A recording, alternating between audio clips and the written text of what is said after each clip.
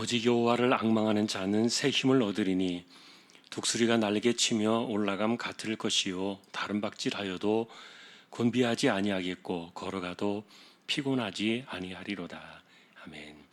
하나님, 이 시간도 예배합니다. 예배하는 우리 모든 심령들을 주장해 주시고 붙들어 주셔서 우리 하나님 영광을 받으시고 또 예배 가운데 우리 하나님 충만하게 임재하여 주옵소서.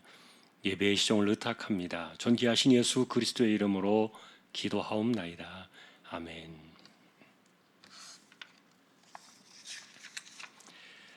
찬송가 413장입니다.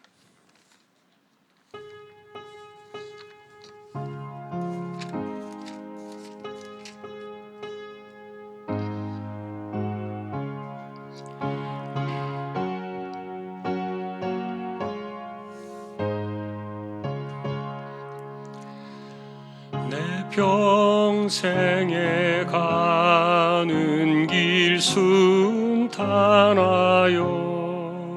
늘 잔잔한 강 같든지 큰 풍파로 무섭고 어렵든지 나의 영혼은 늘 편하다.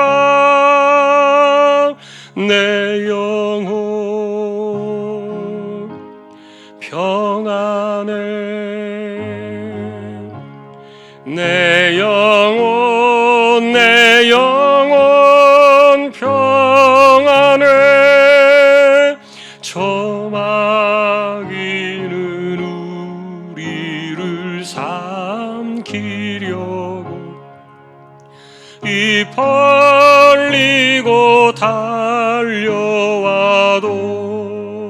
주 예수는 우리의 대장 되니 끝내 싸워서 이기리라. 내 영혼 평안해.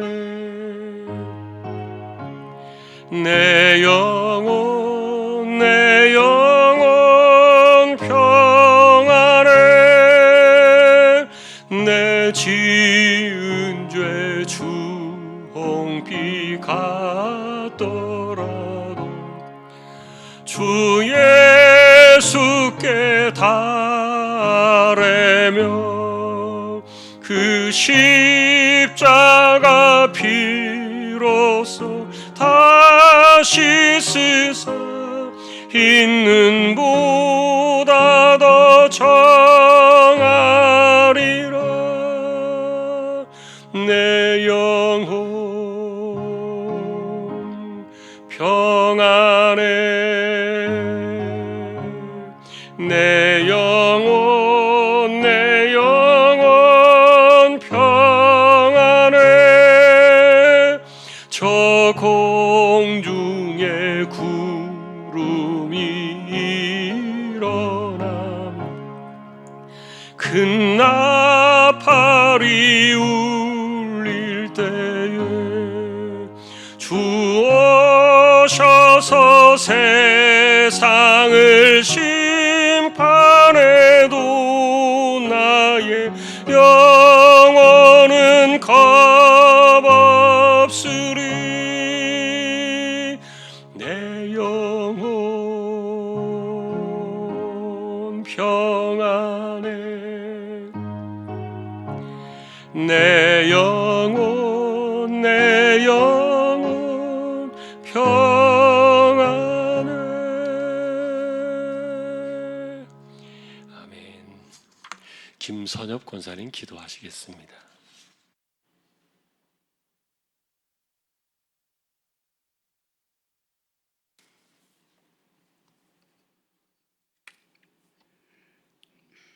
할렐루야. 우리의 참 소망이 되시는 하나님 아버지, 어려움 속에서도 저희들을 지켜주시고 이 시간 예배의 자리로 인도하여 주시니 참 감사합니다. 우리의 예배가 하나님 기뻐하시는 거룩한 예배가 되기를 원합니다. 하나님 아버지, 세상 것으로 염려하며 욕심 부렸던 것을 고백합니다. 우리의 연약함을 긍휼히 여겨주시고 모든 허물과 죄를 용서하여 주시옵소서. 하나님 아버지, 코로나 백신 보급과 접종이 순조롭게 잘 진행되고 확산이 종식되어 교회의 여러 사역과 우리의 일상이 하루빨리 회복되게 하여 주시옵소서. 코로나로 인해 어려움을 겪고 있는 선교사님들을 위로해 주시고 다시금 선교의 문이 열려 마음껏 사역을 펼칠 수 있도록 인도하여 주시옵소서. 하나님 아버지, 우리의 자녀들이 세상 문화 속에 악한 유혹에 넘어가지 않도록 지켜보호하여 주시고 학업과 또 취업과 결혼 정년기에 있는 자녀들의 앞길을 선하게 인도하여 주시기를 기도합니다. 이 시간 말씀을 전하시는 목사님 성령의 권능으로 붙들어 주시옵소서. 선포되는 말씀으로 우리의 삶이 도전받고 변화되어 회복되기를 원하오며 예수님 이름으로 간절히 기도드립니다. 아멘.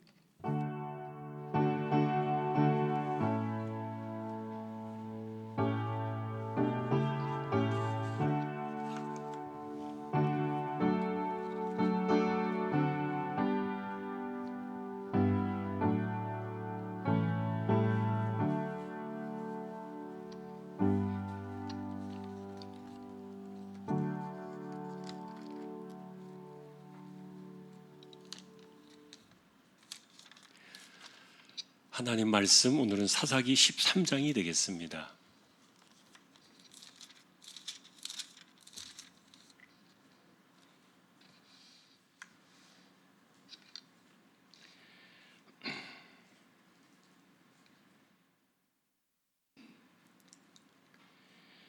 사사기 13장 한 절씩 교독하겠습니다. 이스라엘 자손이 다시 여호와의 목전에 악을 행하였으므로 여호와께서 그들을 40년 동안 블레셋 사람의 손에 넘겨 주시니라.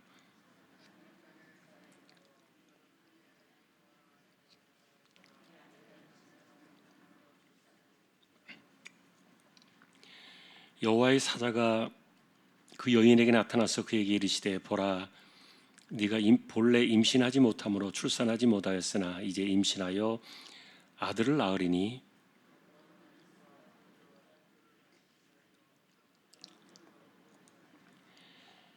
보라, 내가 임신하여 아들을 낳으리니 그의 머리 위에 삭도를 대지 말라. 이 아이는 태에서 나옴으로부터 하나님께 바쳐진 나실인이 됨이라. 그가 블레셋 사람의 손에서 이스라엘을 구원하기 시작하리라 하시니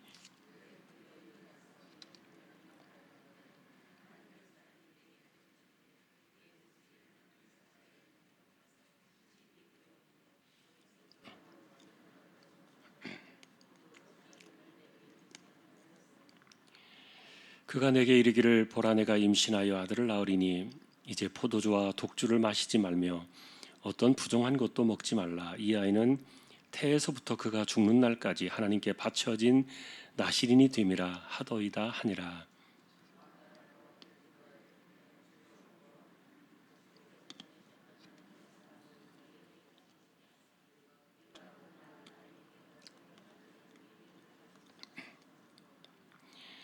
하나님이 마노아의 목소리를 들으시니라. 여인이 밭에 앉았을 때 하나님의 사자가 다시 그에게 임하였으나 그의 남편 마노아는 함께 있지 아니한지라.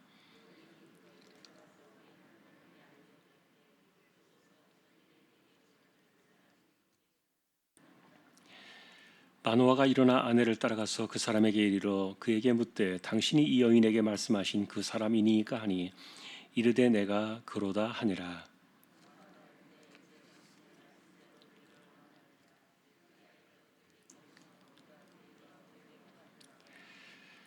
여호와의 사자가 마노아에게 이르되 내가 여인에게 말한 것들을 그가 다 삼가서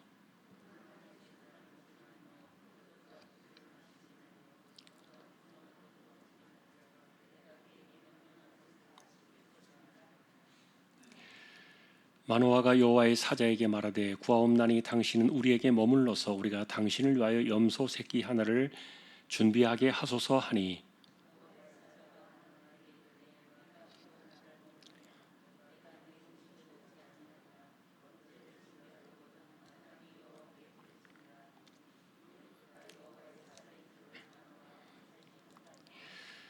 마노아가 또 여호와의 사자에게 말하되 당신의 이름이 무엇이니까 당신의 말씀이 이루어질 때 우리가 당신을 존귀히 여기리이다 하니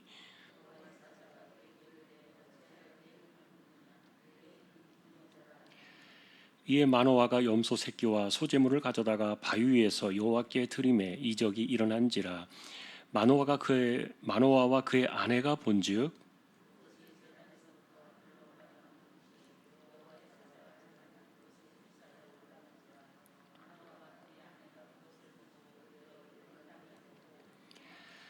여호와의 사자가 마노아와 그의 아내에게 다시 나타나지 아니하니 마노아가 그제야 그가 여호와의 사자인 줄 알고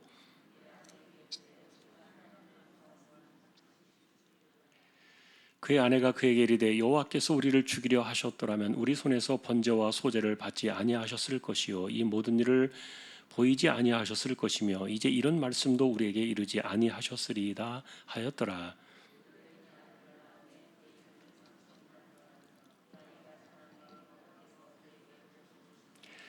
같이 보겠습니다. 소라와 에스돌 사이 마하네단에서 여호와의 영이 그를 움직이기 시작하셨더라.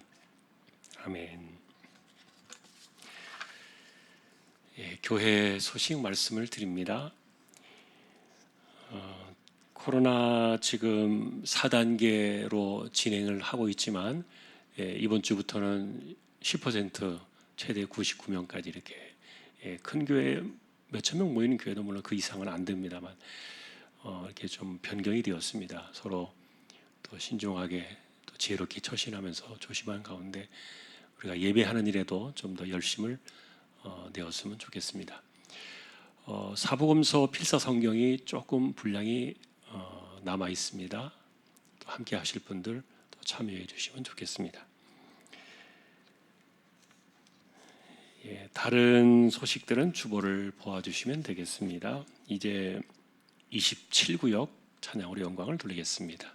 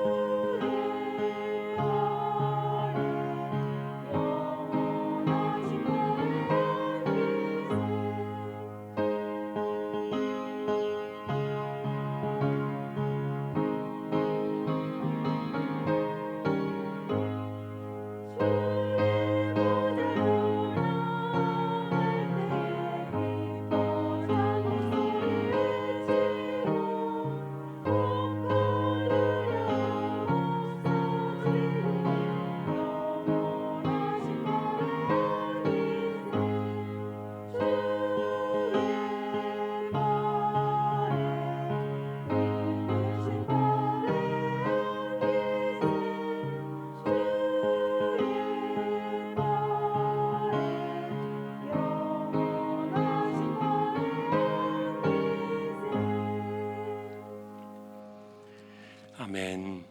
하나님 감사합니다. 27구역을 세워주셨습니다. 섬기는 분들과 구역의 식구들을 하나님께서 기억해 주시고 또 함께하지 못한 구역의 다른 모든 식구들에게도 동일한 은혜를 내려주시기를 소망합니다. 이 시간 이제 말씀을 상고하려고 합니다. 부족한 종과 저희 모두에게 말씀으로 우리 하나님 임재하여 주십시오. 존귀하신 예수님의 이름으로 기도합니다. 아멘.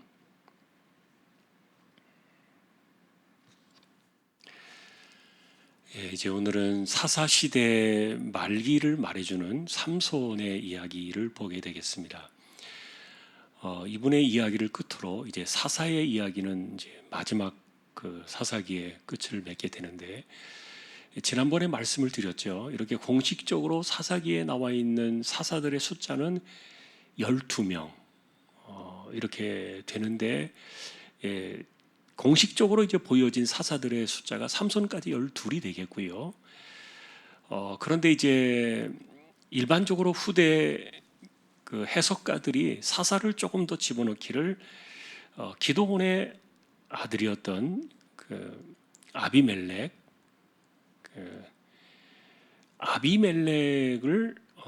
그 첩의 아들이었죠. 이제 그가 그 기드온의 아들 70명을 죽이지 않습니까? 비록 이제 짧은 기간이지만 그 아비멜렉을 그래도 사사로 넣는 분들이 있고, 그리고 또 이제 그 여자 사사였던 드보라와 함께 사역을 했던 바락, 그분도 사사였다 이렇게 말을 해요. 그래서 그렇게 보면 이제 사사기에서 14분의 사사가 기록이 되고, 그리고 이제 또 추가로 사사기를 지나서 이제 사무엘상으로 넘어갑니다만, 사사 시대의 마지막 끝은 엘리 대제사장이었다 이렇게 이제 봅니다. 그래서 엘리까지 하면 15명이 되는 거예요. 물론 이제 두 사람을 빼면 13명이 되는 거고, 그리고 또 사무엘이 사사냐 아니냐에 대해서 조금 이렇게 논란이 있습니다만, 어쨌든 사무엘까지 친다면은 그는 16번째 사사다 이렇게 이제 일반적으로 우리가 그렇게 해석을 합니다. 그러나 이제 오늘 이 사사기에서의 마지막 사사는 어쨌든 삼손이 되겠고요. 그리고 이제 제가 지난번에 말씀드렸던 것처럼 이 사사 시대는 대략 한 350년 정도 그 세월이 지나갑니다. 거의 막바지에 이르는 그런 때였죠. 이미 기드온 때, 이미 그 기드온이 아니라 입다 때 벌써 300년이 지나갔었죠. 그 뒤로도 이제 시간이 흘렀으니까 거의 이제 끝바지에 왔다 이렇게 보시면 될 것 같은데, 그런데 이 삼손이 태어날 때 그 특징을 보면은 이분이 태어날 때 블레셋에게 40년 동안 고통을 당했다 이렇게 나와요. 1절에 보면 블레셋에게 40년 동안 고통을 당했는데, 그런데 이제 사사시대 말기로니까 특징 중에 하나가 뭡니까? 하나님을 더 이상 찾지 않아요. 이런 그 불행한 신앙의 잃어버린 역사를 보게 됩니다.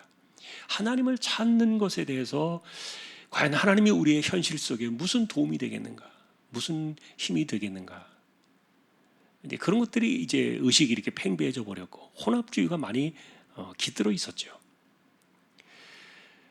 그래서 이 삼손은 하나님 앞에 고통을 부르짖어서 보내주신 사사가 아니었어요. 하다 보다 못하니까 보다 못해서 이 백성들이 고통을 당하는데도 부르짖지 않는 거예요. 그러니까 하나님께서 정말 보다 못해 우리 식으로 하면 속이 터져가지고 삼손을 내시는 거다 이렇게 보셔도 됩니다.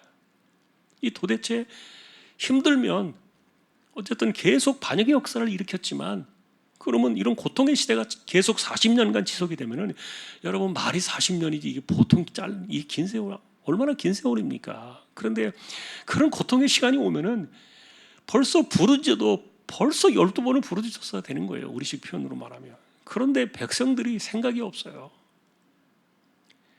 그 말은 뭘 의미하는가 하면 이미 고통 속에 그들의 인생을 받아들이는 것처럼 이렇게 보여졌단 말이에요. 여러분 나중에 이제 우리가 뒤로 나가면서 보면 알겠지만, 사사로 부름받은 이 삼손을 오히려 이스라엘 백성들이 죽이려고 묶어서 내보내잖아요.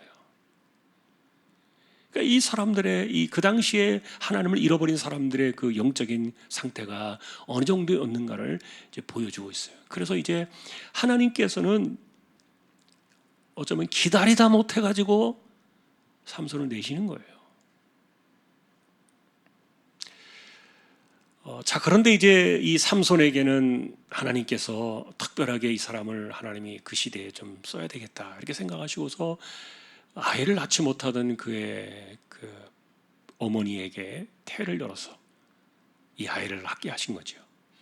여러분이 삼손이라는 이 아이의 그 이름 뜻이 뭡니까? 삼손. 삼손이라는 그 뜻이 해처럼 밝다 그 말이에요. 해처럼 밝다. 아마도 태어났을 때 우리가 우리식으로 말하면 달덩이 같은 얼굴이었겠죠. 그 태어난 아기가 달덩이 같이 얼굴이 얼마나 환한지 확 피어오르는데 이 부모가 엄마가 딱 보니까 이야 얘는 태양이다. 그래서 삼손이라 그런 거예요. 해 같다. 그 외모가 모양이 얼굴빛이 해 같다. 이래가지고 이름을 삼손이라 그랬으니까 실제로 이 부모의 입장에서도 이 삼손을 낳았을 때 얼마나 이 가슴이 벅찼겠어요. 그런데 문제는 이렇게 삼손의 탄생을 예고하면서 하나님의 사자가 왔잖아요. 여러분이 하나님의 사자가 누굽니까? 천사입니까? 아닙니다. 왜냐하면은 이분이 비록 나중에 하나님께 번제를 드리라 이렇게 이야기는 하고 있지만 그러나 실제로 이 삼손의 부친이었던 마노아의 이야기를 들어보면은 우리가 하나님을 봤다 이렇게 말하거든요. 큰일 났다. 우리 하나님 봤어요. 죽었다. 하나님을 인간이 죄인이 볼 수 없거든요. 보면은 죽습니다.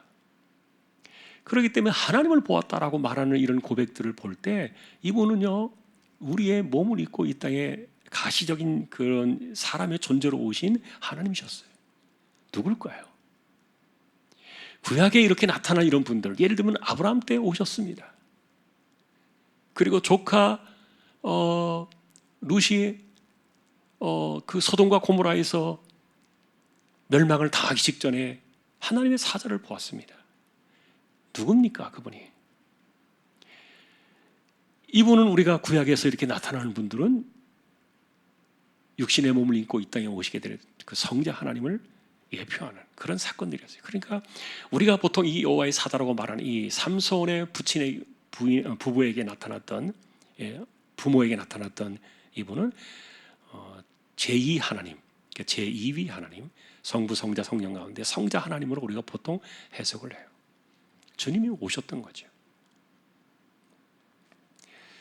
자, 그런데 이 아이의 이런 특별한 탄생과 그리고 이 아이에 대한 주의점, 그리고 이 아이는 어떤 아이가 될 것이다, 어떤 아이다라는 것들을 세세하게 알려주는데, 근데 이것을 알려줄 때 이것을 듣는 사람이 누굽니까? 부모입니다.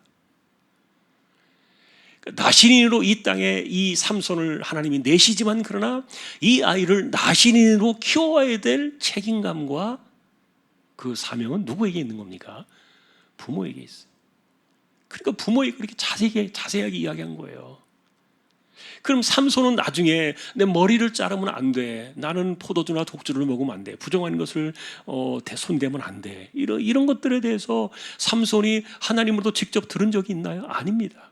이것은 여러분 마치 아담과 하와가 에덴 동산에 있을 때 딴 건 다 먹어도 선악을 알게 하는 나무 이 열매는 먹지 마라. 이것은요 하와는 직접 하나님께 들은 적이 없어요. 그럼 누구에게 들은 겁니까?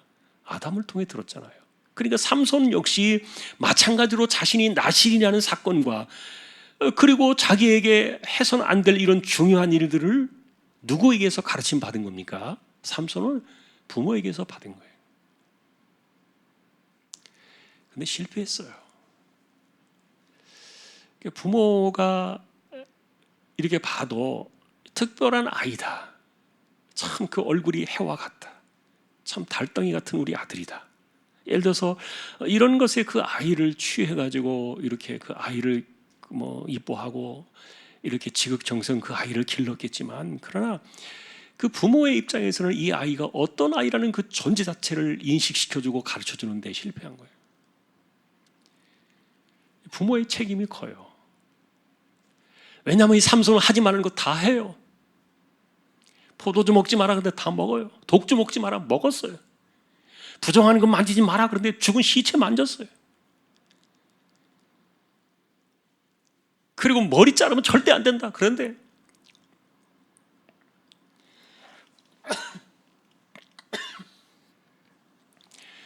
자기가 이렇게 쫓아다녔던 그 여자 때문에 비밀 이야기하고 머리 다 잘려서 어떻게 되었습니까? 16장에 가서 보면 이제 삼손이 그 블레셋에 잡혀가지고 그 다곤 신당에서 나와가지고 마지막 최후를 맞이하게 되잖아요.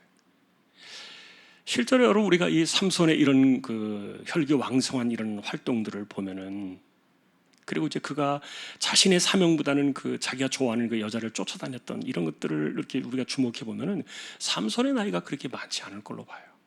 젊은 나이에 분이 가신 거예요. 자, 그래서 이제 우리가 이런 그 모습들을 바라볼 때 하나님께서 이 아이를 나시린으로 이 아이를 내보내서 그리고 역사 속에서 이 삼손을 통하여 역사를 쓰시려고 작정을 하셨지만, 그러나 이것을 먼저 이루어야 될 그 부모로부터 실패가 왔고, 그 다음에 당사자인 삼손 자신도 자기가 나시려는 사실을요, 이것을 좀 엄중하게 받아들이지 않았던 것 같아요. 어쩌면 그것에 대해서 자신이 가진 그 능력, 다른 사람들과 비교할 수 없는 그 엄청난 괴력 같은 능력을 자기가 행사하고 쓰는 것에 대해서는, 그것에 대해서는 자부심이 있었지만, 그러나 그가 나신이로 살아가야 된다는 것에 대해서는 좀 거부감이 있었고, 내면의 어떤 그 깊은 동의가 없었던 것으로 보여져요. 불행한 일이죠. 자, 여러분, 그래서 우리가 이 나시린이라는 이 서원 사건, 실제로 민수기에 보면은 그 모세가 이 나시린에 대한 이야기를 합니다. 그런데 이 나시린은 일반적인 사람들은 어떻게 됩니까? 자기가 서원을 해서 되는 거예요. 여러분, 서원 아시잖아요. 하나님 앞에 내가 이렇게 할게요. 서원하는 거예요. 근데 일반적인 그 서원은요, 이 삼손처럼 평생이 아닙니다. 태어날 때부터 죽을 때까지가 아닙니다. 일반적인 서원은 기간이 정해져 있어요. 내가 예를 들어서 언제 딱 서원을 했으면 이건 내가 그 서원은 죽을 때까지다 이렇게 생각하는 거 아니에요. 일반적인 서원은 그러지 않아요. 우리가 잘 몰라서 그래요. 그러니까 서원을 우리가 지켜야 되는 거 분명하죠. 서원을 함부로 하지 마라 그랬고, 서원을 또 해서 그것을 지켜야 된다라고 말씀하셨고, 그런데 이 서원이라는 특별한 방식을 내놓은 것을 보면은 모세 시대에도 그렇고, 이제 이런 나시린 같은 이런 삼손이나, 그리고 조금 이따 이제 우리가 한번 보시게 될 사무엘 같은 경우는 마찬가지입니다만, 이런 경우들을 보면은 사람들이요, 제정신을 가지고 자기가 결심을 하고 작심을 하고서 하나님 앞에 뭔가를 해낸다는 게요, 너무너무 어려워요. 여러분, 우리가 사람들이 보통 우리나라 사람들 표는 말에 손에 장을 지진다, 뭐 이렇게 장담을 하잖아요. 그 손에 장을 찐다는 게 뭐 무슨 말인지는 제가 잘 모르겠습니다만, 어쨌든 좀 강력한 표현 아닙니까? 그런데 그렇게 하나님 앞에 해도 사람들의 결심과 그런 그 마음가짐은요, 오래 가지 못해요. 정말 쉽게 뒤집어집니다. 그렇기 때문에 자기의 생각과 결심만 가지고는 안 되니까 하나님께서 서원이라는 방법을 쓰신 거예요. 하나님 앞에서 네 말을 걸어라. 하나님께. 사람들 앞에서는 뭐 수없는 이야기를 하고, 세상에서는 뭐 수없는 뭐 다짐과 약속을 해도 그거 지키지 못한다는 것을 뻔히 알기 때문에, 그래서 너 그 사람들 앞에, 세상들에 그러지 말고 나한테 와서 해. 하나님 앞에 딱 걸게 하신 것이 서원이었어요. 그런데 이것이 나쁜 의도가 아니에요. 사실은 서원이라는 개념이 우리가 하나님 앞에서 내가 좀 더 잘해보고 싶을 때, 그런데 내가 그냥 생각만 하면 이거 틀림없이 작심삼일이 되어지고 하루 이틀 지나면 무너질 것이 뻔하니까, 그래서 내가 하나님께 내 마음에 이 좋은 마음, 이 굳은 결심을 하나님 앞에서 꼭 붙들어 두시기를 바라는 그런 그 영적인 소망을 가지고 하나님께 서원을 하는 거예요. 내가 이렇게 하겠습니다. 그러니까 이 일반적인 서원은 그래서 제한적이에요. 모든 것이 다 걸려있는 게 아니고, 어떤 사건을 내가 놓고 한다든지, 아니면 기간을 정한다든지, 아니면 어떤 뭐 분량을 이렇게 말한다든지, 이런 것들이 일반적인 서원에 들어가거든요. 근데 여러분, 우리가 서원 이거 반드시 지켜야 된다 그러니까 무서워서 서원을 안 하려고 하는 사람들이 있는데, 그것도 좋은 방식은 아니에요. 우리가 하나님 앞에 살아가면서 하나님, 내가 이렇게 잘 해볼게요. 서원하는 거예요. 그 서원이 족쇄나 올무가 되는 거 아닙니다. 힘을 주십니다. 그래서 자발적이라 그래요. 소원은 일반적인 소원은 자발적인 내 마음속에서 우러나서 하나님 앞에 우러났기 때문에 하나님 내가 이렇게 하고 싶어요 라고 그렇게 말하고 하나님 앞에 그것을 작정하고 이렇게 내가 약속을 할 때 하나님께서 그것을 행할 수 있도록 힘주시지 않겠어요? 그런 마음들이 귀하다는 거예요. 자, 그런데 이제 우리가 이 삼손, 제가 아까도 말씀드린 것처럼 이제 사무엘하고 좀 비교가 필요하다 그랬는데, 여러분 사무엘이 나실인입니까 아닙니까? 사무엘. 여러분이 보실 때 이 사무엘은 나실인 같아요? 아닌 것 같아요? 왜냐하면 이분은 역시 사무엘은 역시 자기가 한 것 아니었지만 그 엄마가 소원을 한 사람이에요. 한나가 기도했잖아요. 아들 주시면 내가 바치겠습니다. 그 하나님께 그 엄마가 소원을 해가지고 바친 인생이에요. 그런데 이 사무엘과 이 삼손의 차이점이 뭐예요? 이 삼손은 하나님께서 그냥 딱 정해가지고 우리식으로 말하면요 그 인생을 딱 결정하는 것이죠. 부모가 결정하는 것도 아니었고요. 순전히 하나님의 주권으로 한 거예요. 그러니까 이것은요 좀 우리가 신앙적인 관점에서 좀 더 좋게 보면 굉장한 특권이었어요. 삼손의 집에 내려준 특권이었고, 그리고 삼손의 그 인생 속에 주신 특권이었어요. 그러니까 하나님이 그 나신으로 주신 그 놀라운 특권 가운데 하나가 무엇이었습니까? 괴력이거든요. 엄청난 능력을 행사하는 그 세상에 따라갈 수 없는 그 힘을 그에게 주신 것이었는데, 근데 어쨌든 이 부모도 그랬고 이 삼손 자신도 그랬고, 이들은 하나님이 주신 그 특별한 서원에 그 나실인의 그 관점이나 이런 것들을 제대로 하지 못했다. 그런데 한나의 경우, 이 사무엘의 경우는 완전히 다른 거예요. 하나님이 개입하신 적이 없어요.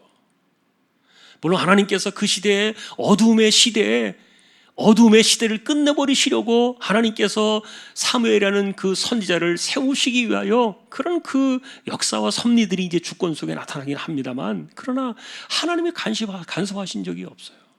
아들을 달라고 기도한 사람도 한나였고, 그리고 아들을 주신다면 내가 이 아들을 바치겠다고 서원했던 사람도 한나였지, 하나님께서 개입하신 적이 없어요. 그런데 그것이 그대로 이루어져요. 사무엘은 평생에 하나님께 드려진 사람처럼 살다 갑니다. 그는 나실인이 아니었지만 삼손보다도 훨씬 더 나실인 그 이상의 삶을 살다가 간 사람이 사무엘이 돼요. 저는 그래서 이 두 사람을 비교해 보면서요, 참 사람들의 마음속에요, 내가 영적으로 동의하고 내가 영적으로 그것을 인정하고 내가 영적으로 그것을 내가 따라가지 않으면요 안 된다. 이거 우리가 일반적으로 볼 수 있는 중요한 관점이에요. 그러니 한나가 예를 들어서 하나님께 바쳐진 인생이라 그래가지고 이 아이를 어릴 때부터 대제사장 엘리에게 맡겼잖아요. 성전에 살게 했잖아요. 근데 중요한 것은 사무엘이 어릴 때 자신에게 주어진 그 인생을 그가 자신의 사명으로 받아들였다는 거예요. 내가 그것을 받아들이고 동의하고 인정하고 내가 그것을 내 것으로 삼느냐 아니냐의 문제는 굉장히 달라요. 삼손 같은 경우에는 정말 위대한 능력과 하나님이신 특별한 특권의 은혜를 주셨지만, 그러나 이 사람은 자기가 한 것이 아니었기 때문에, 그래서 자기가 왜 내가 나실인이 되어야 하는가에 대한 그런 그 어떤 의식도 없고, 자, 그런 모습들을 우리가 이제 이렇게 보게 됩니다. 자, 그래서 이제 이 삼손의 이야기를 우리가 오늘 살펴볼 때 이 부모의 책임을 그들은 다하지 못했다. 삼손을 그렇게 젊은 나이에 가장 많은 위대한 능력을 행할 수 있는 그런 그 정말 청춘의 시대인지 아니면 조금 더 나이가 들었든지 너무 이른 나이에 삼손을 세상을 떠나게 했으니까 그 책임이 부모에게 하지 마라 이것을 그 엄마에게 이야기했고, 그 다음에 그 아버지에게 또 오셔서 이야기해 줬고. 그런데 이런 것들이 잘 안 돼요. 그러니 내 자식 내가 내 마음대로 못해. 내가 내 속에서 낳아라 할지라도 부모가 어떻게 마음대로 하느냐. 이렇게 나중에 이제 커서 이렇게 좀 괴리감이 벌어지는 그런 일들에 대해서 부모님들이 그런 이야기를 합니다만, 그러나 그런 이야기를 했다면, 그것이 만일에 진리라면은, 일반 모든 사람들에게 통용되는 진리라면은 하나님이 이 부모에게 오셔서 이렇게 말씀하실 이유가 없어요. 그건 뭐냐? 다 부모의 핑계예요. 아이를 기르고 어릴 때부터 이 아이를 생육하면서 그 아이에 대한 그런 부모로서의 어떤 가르침, 이런 것들이 실패하는 거죠. 나중에 커서는 여러분 우리가 다 압니다. 어떻게 손에 들어옵니까? 사춘기 이후에는 들어오지 않습니다. 그러니 그 이전에 부모로서의 이런 사명들, 만일에 이런 것들이 그 정도의 그 부모가 정말 그것을 해낼 수 있는 그런 가능성들이 전혀 없다면 이 부모에게 하나님께서 오셔서 말씀하실 이유가 없었다는 거예요. 가능하다는 겁니다. 가능하다.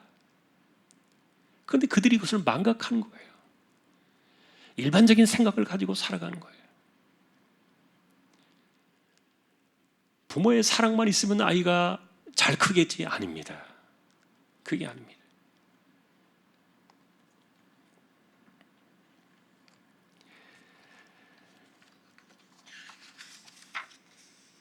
자, 우리가 그래서 이제 이런 이야기들을 쭉 정리를 했는데, 삼손의 이 기적 같은 출생에 대한 담겨 있는 이런 신앙적인 이야기들을 우리가 다뤄보았는데요. 이제 정리해 보면 이렇습니다. 이분의 이야기는요, 사사 시대를 보여주는 그런 하나의 그림자와 같았어요.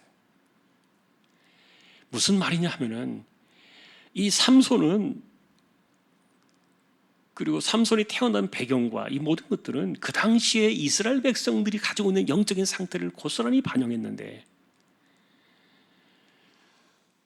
하나님께서 주권적으로, 주도적으로 이렇게 이들을 구원하기 위하여 사람을 내신 이런 사건, 이것은 이제 아까 우리가 말했던 것처럼 고통이라는 세월이 40년이 흘렀는데도 이 사람들이 하나님을 찾지 않으니까, 그래서 하나님께서 40년 동안 참다 못해가지고 그냥 이게 너무 보기 너무 답답하시니까 하나님이 내신 거예요. 카드를 내신 거죠. 하나님께서 섭리를 내신 거죠.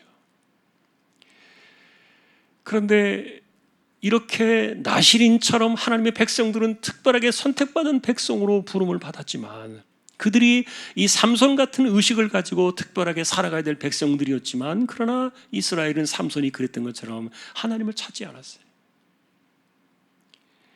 그런 모습들을 그대로 보여주고 있는 거예요. 교육의 실패, 신앙의 실패, 그리고 너무 혼합주의로 깃들어져 버려 있는 이런 실패들.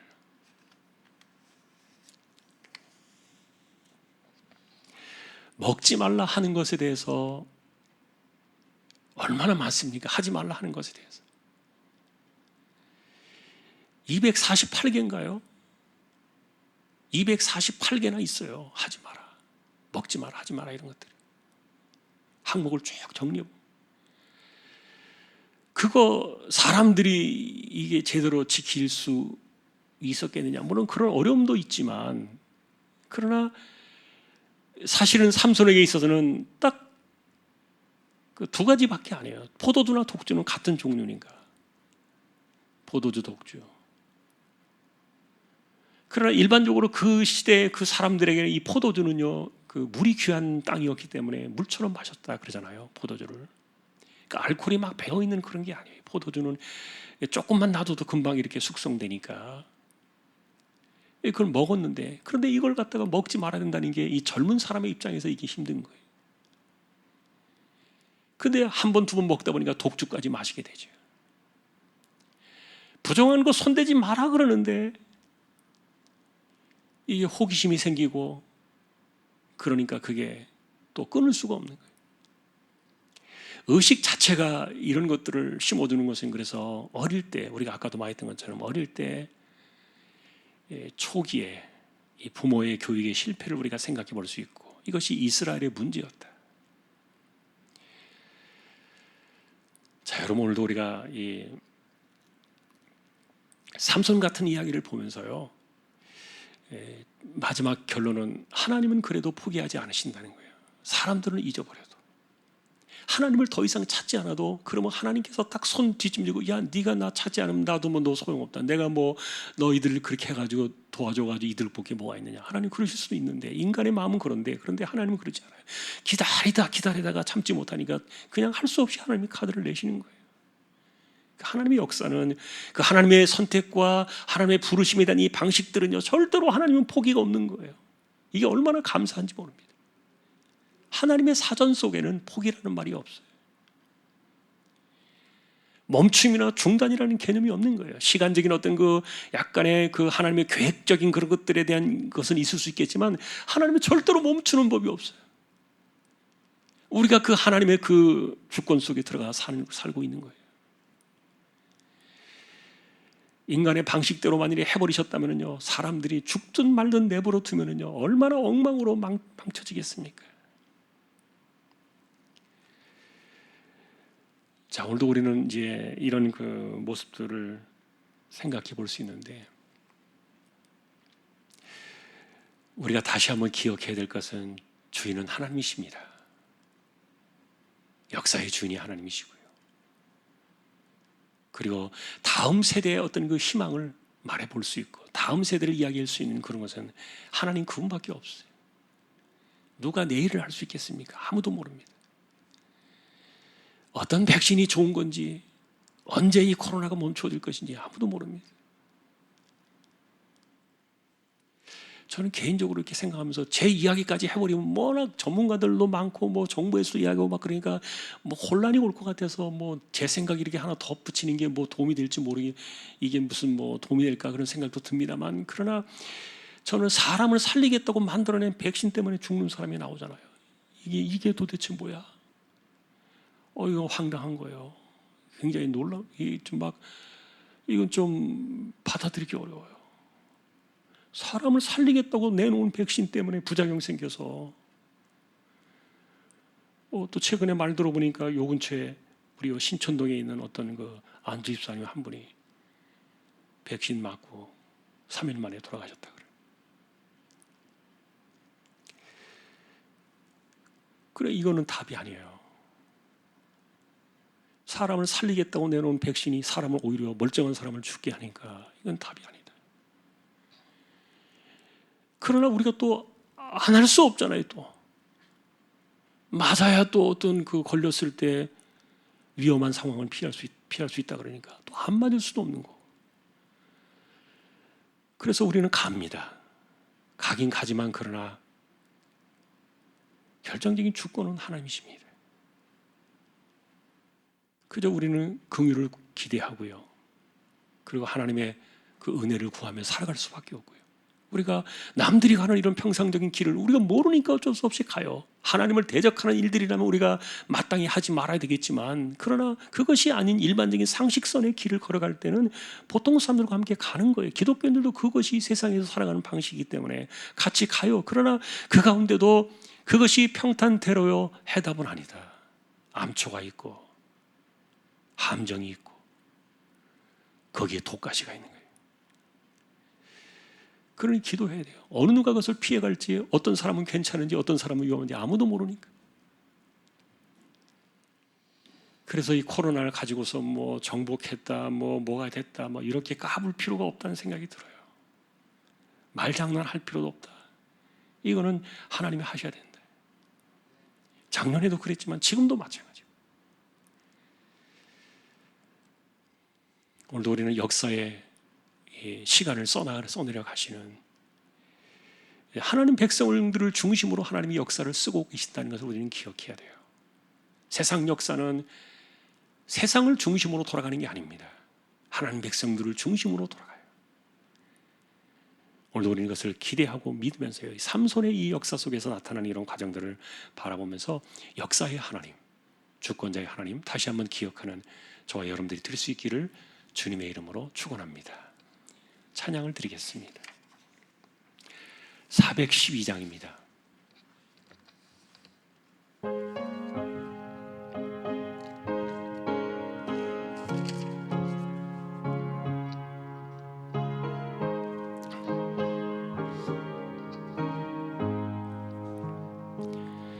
내 영혼의 그 깊은 데서 맑은 가락이 울려나네.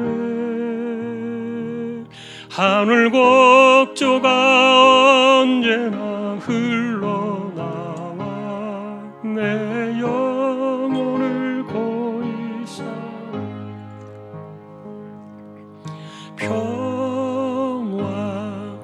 평화로다. 하늘 위에서 내려오네. 그 사랑의 물결이 영원토록 내 영혼을 덮으소서.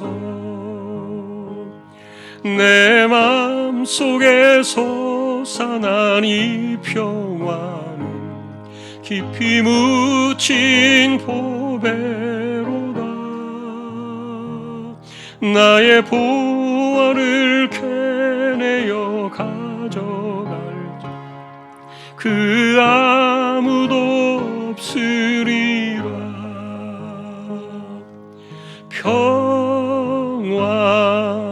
평화로다. 위에서 내려오네. 그 사랑의 물결이 영원토록 내 영혼을 덮으소서. 내 영혼의 평화가 넘쳐나는 주의 큰 복을 받음이라. 내가 주야로 주님과 함께 있어 내 영혼이 편히 쉬네.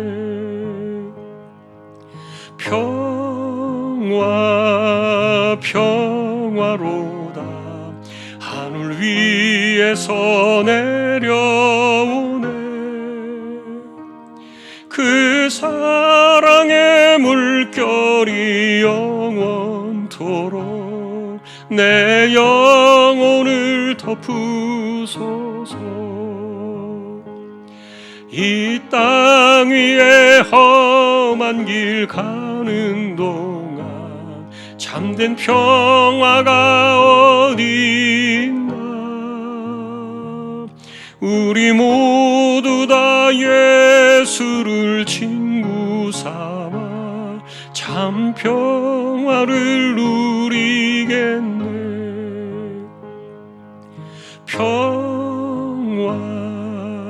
평화로다.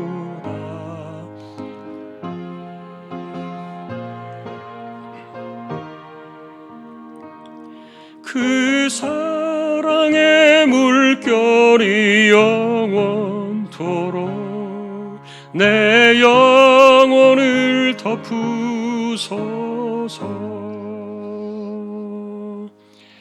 아멘. 역사를 바라보시면서 다음의 시간표를 쓰시는 주권자 하나님을 우리가 오늘도 기억합니다. 고통 가운데 하나님을 찾아야 했던 이스라엘이었지만 40년의 고통을 당하면서도 하나님을 구하지 않던 그들을 보시며 하나님이 스스로 내셨던 방식이 삼손이라는 하나님의 방법이었음을 우리가 기억할 때, 하나님은 하나님의 백성들을 향하여 포기하신 적이 없으시고 한번 마음을 결정하시고 계획하시고 섭리하신 것은 절대로 멈추거나 그것이 사라지는 것이 없음을 우리가 기억하며 우리는 늘 이렇게 하나님 앞에 부족하고 늘 언제나 온전하지 못한 인생을 살아가고 있지만 그럼에도 불구하고 하나님은 언제나 끊임없이 하나님의 방법을 해결해내시며 하나님의 길을 또 만들어내시며 하나님의 역사를 이루어가심을 우리는 분명히 믿습니다. 특별히 하나님 코로나의 시대를 우리가 이렇게 살아가면서 무엇이 정답인지, 무엇이 해답인지, 어떤 것이 살 길인지 사람들이 마음 놓고 장담하고 확실하게 내놓을 수는 있는 것이 아무것도 없는 이 세대를 우리가 살고 있습니다. 이와 같은 때 우리가 더욱더 하나님께 집중하기를 원하고 하나님의 은혜와 긍휼을 구하고 하나님의 붙드심 속에서 이 혼란의 때를 이겨나가는 이 감염의 이 폭풍의 세대를 우리가 잘 이겨나가는 우리 모두가 다 되게 하여 주옵소서. 이재용 집사님, 최태경 청년, 신비한 집사님, 조인성 청년, 김하솔 청년, 백형래 집사님, 조말순 집사님, 연약한 이들을 의탁합니다. 암 치료하는 분들에게 하나님께서 그 몸을 붙드시는 하늘의 새 힘을 더하여 주십시오. 연세 많으신 분들 기력을 붙드시고 맑은 정신 총기 흐려지지 않게 하시며 이 혼란의 때 죄악한 분들, 갑작스러운 일들 만나지 않도록 하나님 지켜주시고 바라옵기는 코로나의 감염이나 아니면 백신의 부작용 그 어떤 것들로부터도 만에 하나 생겨날 수 있는 이런 일들이 우리의 삶에 찾아오지 않도록 하나님이여 우리 믿음의 식구들을 불쌍히 여겨주시고 긍휼히 여겨 주시기를 원합니다. 우리의 모든 것의 주권이 하나님의 손에 달려있음을 믿습니다. 오늘 우리의 연약함을 이겨내며 우리의 약함을 담당하시고 우리의 질병을 짊어지기 위하여 이 땅에 오셔서 고난의 길을 가셨던 주님을 기억하며 그 주님 안에서 우리의 약함들이 해결되어지고 우리의 질병이 떠나가고 우리의 허물어져가는 육신과 정신의 이 모든 깨어진 것들이 주님의 은혜로 다시금 소생되어지는 여호와 라파의 그 치료의 은혜가 언제나 우리의 삶에 넘쳐나게 되기를 다시 한번 간절히 소망합니다. 복음을 위해 나가 있는 주님의 종들이 있습니다. 오늘도 그들을 안전하게 지켜주시고 하나님 붙들어 주시며 또한 개척된 교회와 보내신 주님의 종을 기억해 주시고 이 땅에 세워진 하나님의 나라와 백성들을 붙드시며 21명의 우리 입시를 준비하는 자녀들의 하나님이여 진로와 길을 우리 하나님께서 붙드시고 인도해 주시기를 원합니다. 오늘도 조항의 식구들을 의탁합니다. 흩어져 살아가고 있습니다.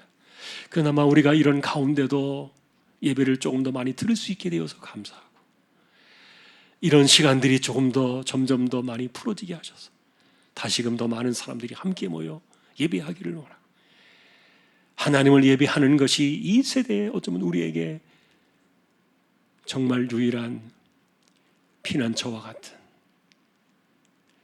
도피처와 같은 하나님 안에서 어떤 희망을 보고 생명을 보존받는 소중한 그런 기회임을 우리가 기억하고 하나님 앞에 나오는 것을 우리가 두려워하지 않도록 지켜주시고 우리 모든 믿음의 식구들을 이 한 주간도 주장하여 주시기를 원합니다. 오늘도 10의 1조와 선교 예물 하나님께 드리는 손길이 있습니다. 하나님 기억해 주시고 붙들어 주시고 열심히 살아가는 그 삶의 현장에 하나님께서 필요한 것들을 채워 주시기를 소망합니다. 예배를 마치고 돌아갑니다. 우리 믿음의 식구들 이 혼란의 때에도 역사를 써나가시는 그 하나님의 주권에 우리의 삶을 기대어 이 혼란의 때를 잘 이겨내고 견뎌낼 수 있기를 다시 한번 주님의 이름으로 간절히 기도하오며 우리 주님 예수 그리스도의 은혜와 하나님 아버지의 사랑과 성령님의 감화 감동 위로 인도 교통 충만하심이 하나님의 가르치심 말씀 늘 기억하며 언제나 신실하게 하나님의 백성으로 살아가기를 원하는 우리 모든 심령들 주왕의 가족들 위해 이제로부터 영원까지 함께 있을지어다. 아멘.